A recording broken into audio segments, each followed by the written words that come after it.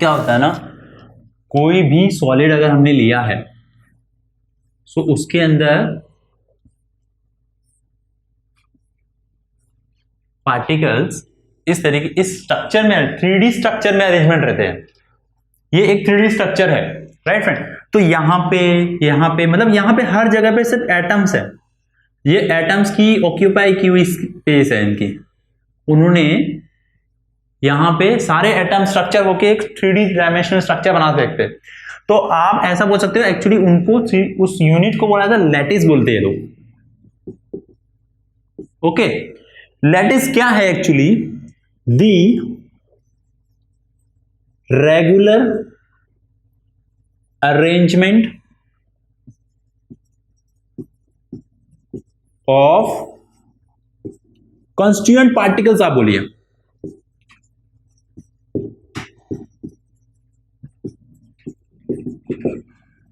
Particles, अगर आप bracket में अगर एटम लिखते हो तो that is well and good. Constituent particles in 3 dimensional structure is called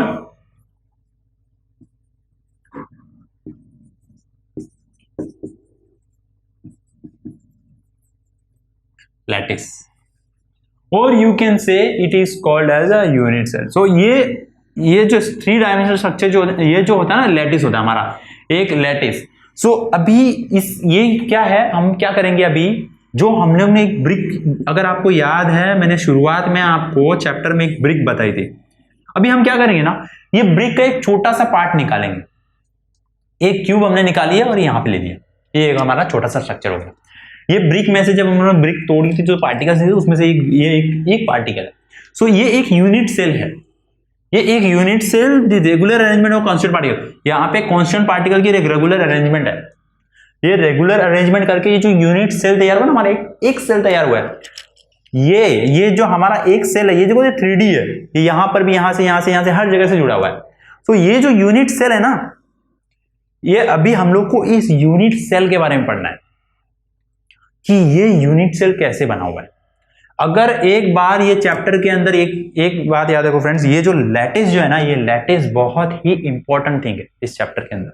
सो हम लोग अभी ना जो यूनिट सेल्स है ना, इन यूनिट सेल्स को, lattice is the unit cell, तो ये यूनिट सेल के बारे में अभी हम लोग पूरा पढ़ने वाले हैं कि यूनिट सेल कैसे टाइप के होते हैं, कितने होते हैं, कैसे होता है, इनका अरेंजमेंट कैसे होता है। सो थ्योरेटिकली जो एक्सपेरिमेंट के थ्रू सब एक्सप्लेन जो हुआ है, उसकी तरह से उन्होंने बताया कि सेल्स के there are 4 type of unit cell, 4 type के यूनिट सेल्स होते हैं। यूनिट ऑफ, देखो ये जो हम लोग ने एक जो सेल लिया, इसके जो यूनिट्स है ना, अभी उनके बारे में हम लोग पढ़ने वाले कि यूनिट कौन कौन से। सो फर्स्ट जो टाइप है हमारा, उसको हम लोग बोलते हैं सिंपल यूनिट सेल। अब ये सिंपल यूनिट सेल जो होता है ना, इसको बोला जाता है प्रिमिटिव टाइप ऑफ सेल भी बोला जाता है।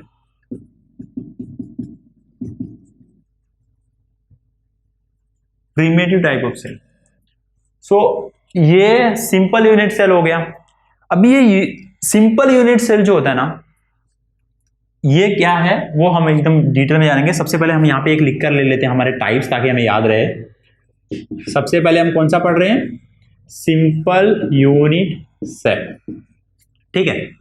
सो अगर हमारा 3 डायमेंशनल जो स्ट्रक्चर है, अगर हम उसे एक बार फिर से बना लेते हैं, ये हमारा 3 डायमेंशनल स्ट्रक्चर हुआ जिसमें रेगुलर अरेंजमेंट जो है स्ट्रक्चर की वो होगी।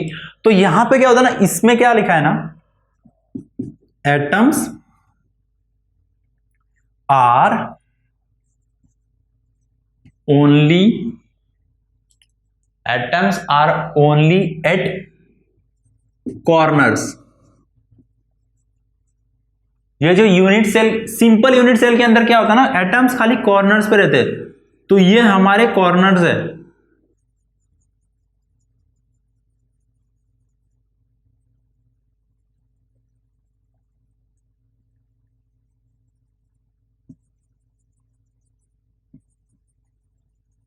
तो फ्रेंड्स ये हमारे कॉर्नर्स दिखाई दे रहे हैं आपको।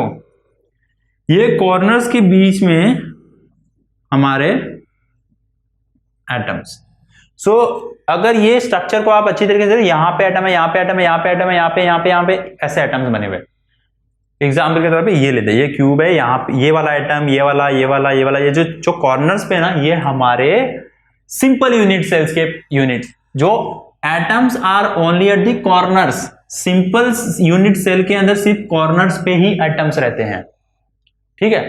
सो अभी ये जो होते हैं ना, इनको और अच्छी तरह से जान दीजिए। इसके जो है ना, ये कंसिडर कर लो, ये हमारा ए है, ये हमारी बी है, ये हमारा सी है। तो ये सिंपल यूनिट सेल का क्या होता है ना, इनका जो डिस्टेंस होता है, that you can say is A will be equal to B equal to सी।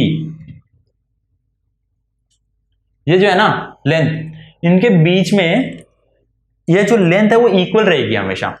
सो आप ये भी बोल सकते हो कि अभी हम कंसिडर कर लेते हैं, ये हमारा अल्फा, बीटा, गामा। अब इनके बीच में जो एंगल बनता है ए, बी और सी के बीच में, that will be alpha, beta और गामा। इसके हम लोग कंसिडर करेंगे और वो हमेशा 90 डिग्री होगा। सिंपल यूनिट सेल के अंदर एंगल डिफरेंस जो है, दो जो हमारे जो लेंथ है, जैसे ए ले लो, इसको बी ले लो, इसको सी ले लो, जो लेंथ के बीच में जो एंगल है ना, ये जो एंगल है ये हमेशा 90 डिग्री सेल्सियस का रहेगा, 90 डिग्री का रहेगा। सेल्सियस नहीं लेता है, 90 डिग्री, 90 डिग्री का हमारा एंगल हमेशा मिलेगा आपको। वो सिंपल यूनिट सेल होगा। सिंपल यूनिट सेल के अंदर हमेशा कॉर्नर्स पे एटम्स होंगे। अभी हम क्या करेंगे ना, ये जो कॉर्नर के जो एटम्स है, ये हमको काउंट करेंगे, कितने एटम्स है। 1 2 3 4 5 6 7 8 कॉर्नर्स है, 8 कॉर्नर्स है, 8 एटम्स इन्वॉल्व है। हम बोलेंगे, अभी मैंने कहा 8 एटम्स इन्वॉल्व है, मैंने ऐसा नहीं बोला सारे के सारे 8 एटम्स है, 8 एटम्स नहीं बोलेंगे। कारण बताता हूं फ्रेंड्स, देखो ये जो एटम है, ये एटम जो है ना, अगर हम लोग एटम को सर्कल में ड्रॉ कर लेते पहले एक, ठीक है। अभी हमारा ये क्या हो रहा है ना, ये ऐसे आया है, पूरा एटम आ रहा है क्या, नहीं आ रहा है। क्या होता है ना फ्रेंड्स, कंसीडर करो ये है, ये हमारा स्ट्रक्चर यूनिट है।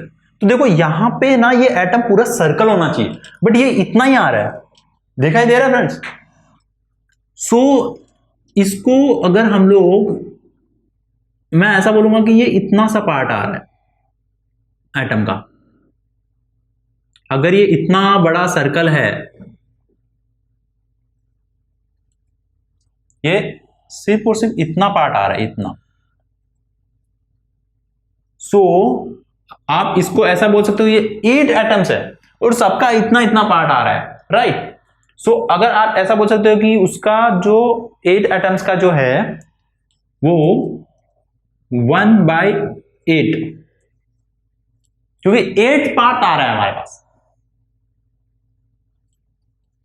8 पार्ट आ रहा है। अगर उसका अगर आप हाफ करते हो तो भी हाफ नहीं आ रहा है, तो आपको एक ही एटम को ब्रेक करना पड़ेगा।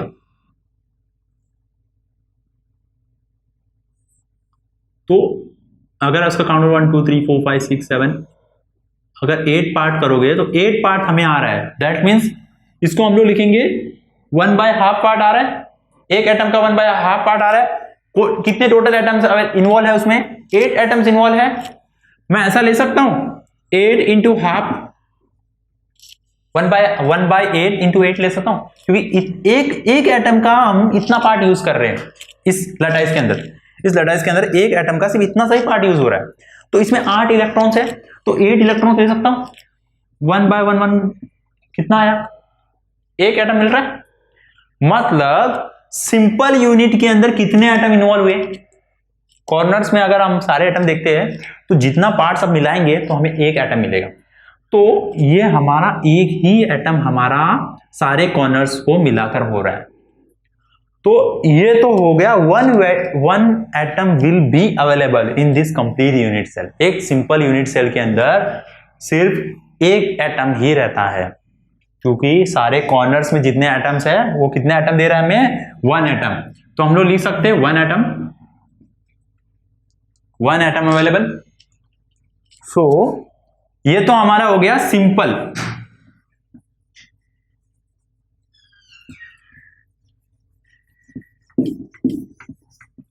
ये हमारा हो गया सिंपल वाला।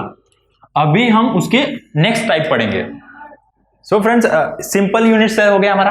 अभी हम ना नेक्स्ट टाइप की तरफ जाएंगे। हमारी नेक्स्ट टाइप जो आता है वो आता है फेस सेंटर्ड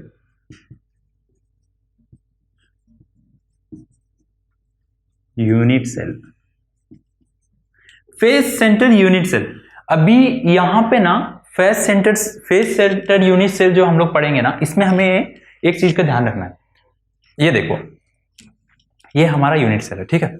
यहां पे एक एटम दिख रहा है आपको सामने, फेस सेंटर, मतलब जो भी आप फेस देखोगे वहां पे जो सबसे सेंटर एटम दिखाई दे रहा है that is your face centre atom. तो अगर ये मेरा थ्री डायमेंशनल स्ट्रक्चर है,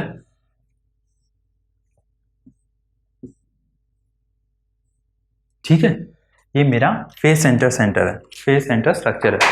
मैं आपको और ज्यादा बेटर तरीके से इसमें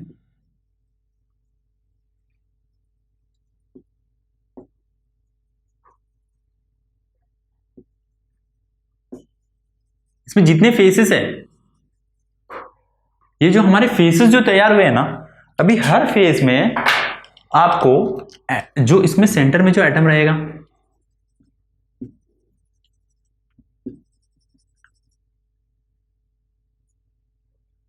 हाँ, ये जो सेंटर वाला एटम हो गया।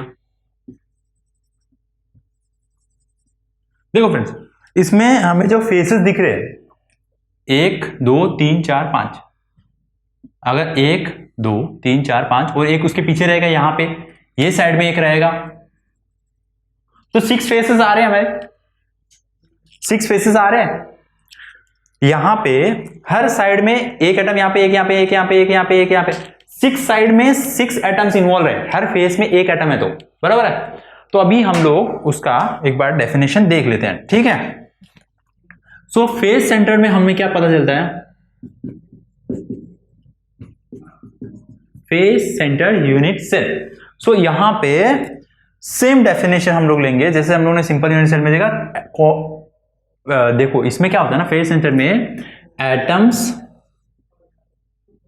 आर अवेलेबल एट कॉर्नर्स में आएंगे, कॉर्नर्स में रहेंगे, बिकॉज कॉर्नर्स में तो रहेंगे। उसके बाद में and 6 face of the unit cell.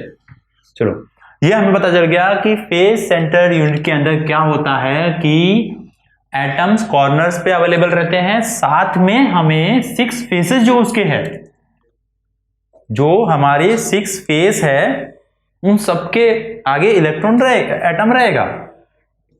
तो अभी मेरा क्वेश्चन क्या है फ्रेंड्स, कि 6 फेस है। अब मुझे बताओ यहां पे 6 फेस में पूरा एटम रहेगा क्या? एक बार ये देखो और फिर बोलो, पूरा एटम रहेगा क्या? नहीं रहेगा। क्यों? क्योंकि जो एक एटम है वो अपना आधा फेस यहां पे देगा, आधा यहां पे देगा। तो अगर एक इलेक्ट्रॉन है तो उसका हाफ फेस आप बोल सकते हो कि ये जो है हाफ फेस इसमें इन्वॉल्व रहेगा, आधा फेस हाफ आएगा, हाफ इसमें रहेगा और हाफ जो नेक्स्ट बॉडी है हमारी उसमें चला जाएगा, ठीक है ना। ये देखो, अगर ये स्ट्रक्चर आप देखते हो तो आधा इसमें आ गया, आधा उसमें चला गया, तो हाफ इलेक्ट्रॉन अब इन्वॉल्व रहेगा। तो सबसे पहले हम लोग एक चीज देख लेते हैं कि कॉर्नर्स पे कितने हैं हमारे। 8 कॉर्नर्स है, 1/8 ले लेंगे, एक इलेक्ट्रॉन तो ये हो गया हमारा, ठीक है। इस यूनिट सेल के अंदर एक इलेक्ट्रॉन हमारा कॉर्नर्स पे मिल गया।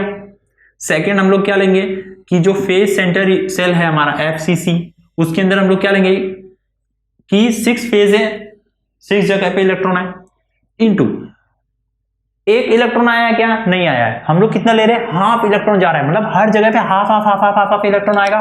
तो 6 इंटू हाफ ले सकता हूं मैं। कितने इलेक्ट्रॉन आते हैं फ्रेंड्स? 3 इलेक्ट्रॉन्स रहते हैं, राइट। सो यहां पे 3 इलेक्ट्रॉन्स है, 3 इलेक्ट्रॉन वो फेस सेंटर के आ रहे हैं, प्लस कॉर्नर का एक, तो 3 + 1 4 इलेक्ट्रॉन्स हमें मिल रहे टोटल। सो मैं इसको ऐसा बोल सकता हूँ, या फिर 4 इलेक्ट्रॉन्स रहते हैं, 4 एटम्स रहते हैं, इलेक्ट्रॉन्स बोल रहा हूँ, सॉरी फ्रेंड्स, एटम्स बोलना मुझे, 4 एटम्स इन्वॉल्व है। तो ये वाले हमारे हो गए 4 एटम्स। तो हमें ये पता चलेगा कि यहाँ पे एक इलेक्ट्रॉन हमारा कॉर्नर वाला आ जाता है, 3 इलेक्ट्रॉन हमारे फेस वाले आ जाते हैं। टोटल इलेक्ट्रॉन्स हमें कितने मिल रहे हैं? 4 इलेक्ट्रॉन्स इन्वॉल्व रहेंगे। फेस सेंटर यूनिट सेल के अंदर कितने एटम्स आ रहे हैं? 4 एटम्स। याद रखना है 4 एटम्स हमें मिल जाते हैं जब हम लोग फेस सेंटर यूनिट सेल लेते हैं। फेस सेंटर यूनिट सेल के अंदर हमें 4 इलेक्ट्रॉन्स मिल जाएंगे। उसके बाद में हम जाएंगे आगे।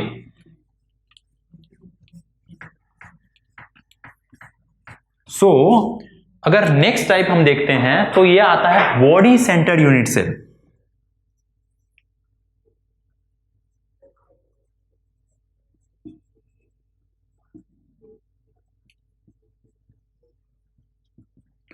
बॉडी सेंटर यूनिट सेल, इसको बीसीसी भी बोला जाता है, ठीक है। तो याद रखना है बॉडी सेंटर यूनिट सेल, ठीक है। बॉडी सेंटर यूनिट सेल के अंदर हम लोग क्या करेंगे ना, इसके अंदर सबसे पहले atoms will be available at corners and centre of the body.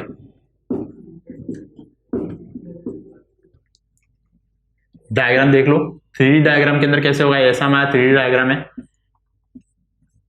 तो यहां पे क्या होगा ना, ये वाला एटम जो है यहां पे मिलेगा आपको।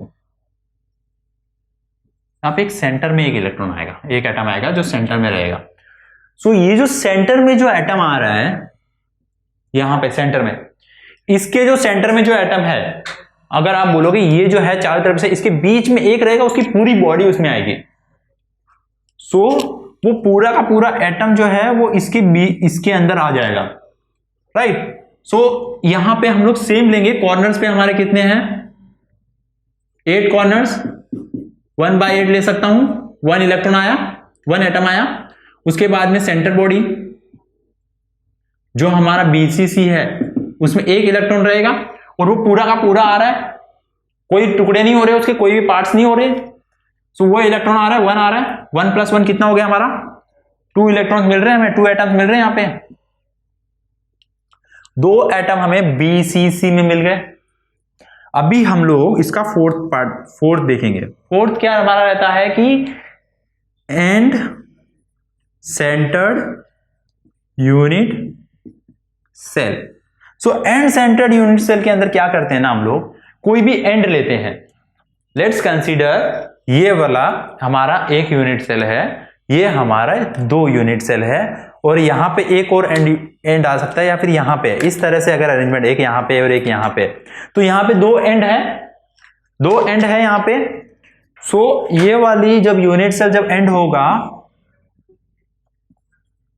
यहां पे लिख लेता हूं friends, end body unit cell, ठीक है। एंड बॉडी यूनिट सेल हम लोगों ने लिए। यहां पे क्या होगा ना, हम लोग कोई भी 2 एंड कंसीडर करेंगे। सो एक ये वाला पकड़ लो, एक ये वाला पकड़ लो, या फिर ये वाला पकड़ लो, या फिर ये वाला पकड़ लो, 2 ले लेंगे। तो 2 जब हम लोग लेंगे तो इसमें क्या होगा ना, इसमें 2 हाफ इलेक्ट्रॉन आएंगे। सो हम लोग क्या करेंगे, यहां पे कॉर्नर्स में तो वही हमारा रहेगा, 1/8 रहेगा ही। सो एक इलेक्ट्रॉन वहां से हमें मिलेगा, ठीक है। उसके बाद में जब हम लोग एंड लेंगे, एंड पे हमारे 2 इलेक्ट्रॉन है, 2/2 आ रहा है, 1 इलेक्ट्रॉन ये भी मिल रहा है, तो 2 एटम इसमें भी हमें मिल रहे हैं। तो अगर क्या मैं ये बोल सकता हूं कि हमारे जितने भी ये जो 4 टाइप्स है, इसमें हमें कितने एटम्स है वो हमें पता चल चुका है, कितने एटम्स कहां कहां इन्वॉल्व हैं। होप ये आपको एकदम अच्छी तरीके से समझ में आ गया होगा कि कितने एटम्स हमारे कौन कौन सी प्लेस के ऊपर हमारे अवेलेबल है। तो सबसे पहले आपको लैटिस का जो है डेफिनेशन ध्यान में रखना है कि the regular arrangement of the constituent particles, और you can say the atom in the 3-dimensional structure is called as a lattice. There are 4 type of lattice. There are 4 type of lattice. First is your simple unit cell, which will be having 1 atom. Phase center unit cell, 4 atoms. body center unit cell 2 atoms, and if you are having a body that is body centered and body unit cell, then it will be containing 2 atoms. तो इतने सारे atoms हमारे उसमें involve रहेंगे जब हम लोग कोई भी यूनिट सेल पकड़ेंगे. तो ये जो है इसको और ज्यादा डिटेल में हम लोग पूरे चैप्टर में हम से रीड करने वाले हैं कि अकॉर्डिंग टू अरेंजमेंट हम लोग उनको कैसे सिंप्लीफाई करते हैं, सेल्स को कितने कैटेगराइज करते हैं. इसको और तरीके से जानने के लिए मैं आपको एक टेबल प्रोवाइड करूंगा जिसके अंदर आपको सारा का सारा एक्सप्लेनेशन एक ही टेबल के अंदर हम लोग समझ लेंगे. सो इसको हम लोग और ज्यादा बेटर तरीके से समझ लेंगे दोस्तों. बस जस्ट आपको अभी क्या करना है कि ये आपको ध्यान में रखना है. तो इसके आगे हमें एक टेबल देखेंगे जिसके हमें पूरा डिटेल्स मिल जाएगा.